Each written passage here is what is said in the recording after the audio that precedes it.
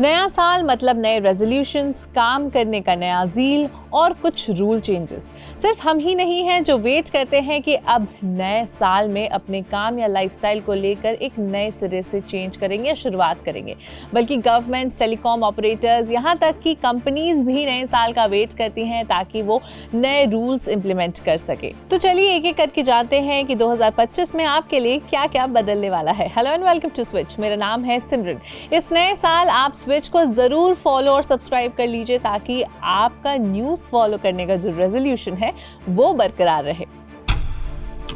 तो सबसे पहला चेंज जीएसटी को लेकर है। Goods and services tax network GSTN ने जीएसटी पोर्टल पर 3 इंपॉर्टेंट चेंजेस की घोषणा की है जो बायर्स, सेलर्स और ट्रांसपोर्टर्स के बिजनेसेस को बराबर इंपैक्ट करेगा।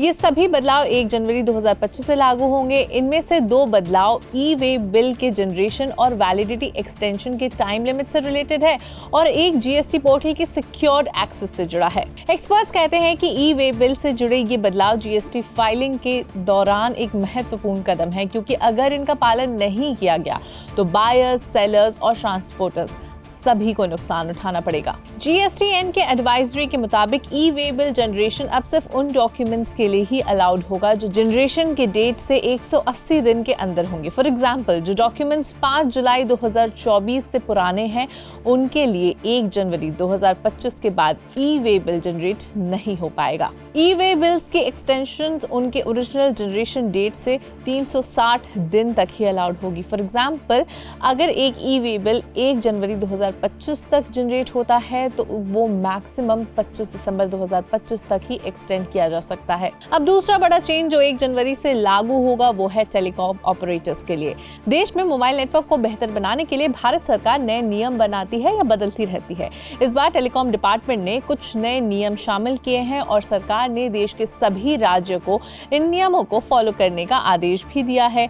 इस नियम को राइट ऑफ वे यानी ROW के नाम से भी जाना जाता है। भारत सरकार ने सभी राज्यों को इस पर जल्द चर्चा करने और इसे अडॉप्ट करने को कहा है। नए नियम का मकसद है ऑप्टिकल फाइबर लाइंस और टेलीकॉम टावर्स की स्थापना को बढ़ावा देना।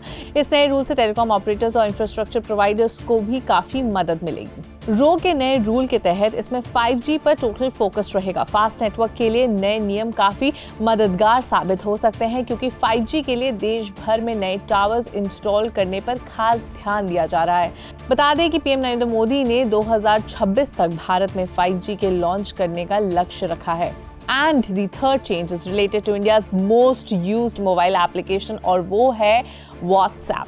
1 जनवरी 2025 से WhatsApp एंड्रॉयड डिवाइसेस जो KitKat ऑपरेटिंग सिस्टम या उससे पुराने वर्जन्स पर चल रहे हैं उस पर सपोर्ट देना बंद कर देगा। बेसिकली ये चेंज उन यूजर्स को अफेक्ट करेगा जिनके पास 9 से 10 साल पहले रिलीज हुए मोबाइल फोन्स हैं।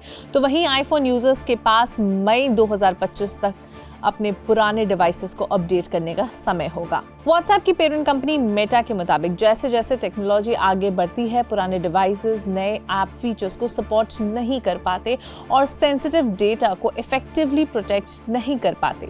1 जनवरी 2025 के बाद WhatsApp इन फोन्स पर नहीं चलेगा और वो सारे फोन्स हैं Samsung Galaxy S3, Motorola Moto G first generation, HTC One X and HTC One X Plus, Sony Xperia Z, LG Optimus G, LG Nexus 4, Sony Xperia T, V और SP। अगर आपके पास इनमें से कोई भी डिवाइस है तो उसमें WhatsApp 1 जनवरी 2025 से नहीं चलेगा।